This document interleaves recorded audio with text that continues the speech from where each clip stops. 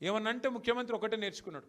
4000 pension ఏంది, 2000 pension చేసి 4000 చేస్తాను కదా, ఏది అంటే ఆయనకు వచ్చింది ఒకటే ఒక్క భాష. ఇంగ్లీషు రాదు, తెలుగు రాదు, హిందీ రాదు, బూతులు వచ్చు, కేవలం బూతుల భాష. పోనీ తెలుగు అన్న చక్కగా వస్తుందా అంటే తెలుగు కూడా చక్కగా రాదు, బూతులు మాత్రం వచ్చు. నువ్వు గట్టిగా అడిగినావు అనుకో, ఏమైనా 4000 పెన్షన్ అంటే నీ లాగులో తొండలిడుస్తా. 2500 ఏదయ్యా బాబు నువ్వు చెప్తివి కదా అంటే నీ గుడ్లు వీకి గోటీలు ఆడతా. రైతు బంధు ఇస్తా అంటివి కదా, ఏమైందా స్వామి అంటే నీ పేగులు తీసి మెడలు వేసుకుంటా. ఇంకో డైలాగ్ నేర్చుకున్నాడు, పండబెట్టి తొక్కుతా. నిజంగానే పండబెట్టి తొక్కుతున్నాడు, కరెక్టే. ఎవరిని తొక్కుతున్నాడు? మొత్తం రియల్ ఎస్టేట్ను వండబెట్టిండు, మొత్తం మీ రంగారెడ్డిలో తొక్కుతున్నాడు. ఇది వాస్తవం. రియల్ ఎస్టేట్ను పండబెట్టిండు, తొక్కుడు తొక్కుతున్నాడు 2 ఏళ్ళకెళ్ళి.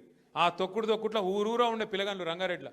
రియల్ ఎస్టేట్ అంటే ఒక భూ యజమానులే కాదు కదా, కొనుక్కుంటోళ్ళు అమ్ముకుంటోళ్ళే కాదు కదా, దాని చుట్టూ ఆధారపడ్డ వ్యవస్థ ఉంటుంది. ప్రతి ఊర్లో పిల్లలు ఎంతమంది కొనుక్కున్నారు ఫార్చునర్లు, ఎంతమంది కొనుక్కున్నారు కార్లు, రియల్ ఎస్టేట్ బాగున్నప్పుడు. యాదికి లేదా మనకు?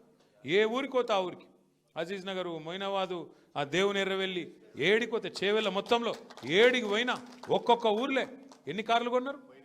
ఉన్నాయా? ఎప్పుడు పీకినాయి అన్ని? వాడు ఫైనాన్స్ వాడు గుంజుకపోయిండా. ఎందుకంటున్నా అంటే ఈ పరిస్థితి వచ్చింది, మళ్ళీ ఈఎంఐ కట్టకపోతే వాడు గుంజుకపోయే పరిస్థితి వచ్చింది. ఎందుకు అంటే ఒక మనిషి ధైర్యంగా ఉంటే, సంపద పెరిగితే ఆయన కుటుంబం మొత్తం ధైర్యంగా ఉంటుంది, ఆయన ఊరు ధైర్యంగా ఉంటుంది, ఆయన వ్యవస్థ మొత్తం ధైర్యంగా ఉంటుంది, ఆయన మీద ఆధారపడ్డ వాళ్ళు ధైర్యంగా ఉంటారు. ఇలా మన కళ్ళ ముంగట్నే మీ ఆస్తి హారతి కర్పూరంలోకి కరిగిపోతుందంటే దానికి సన్నాసి ప్రభుత్వమే కారణం.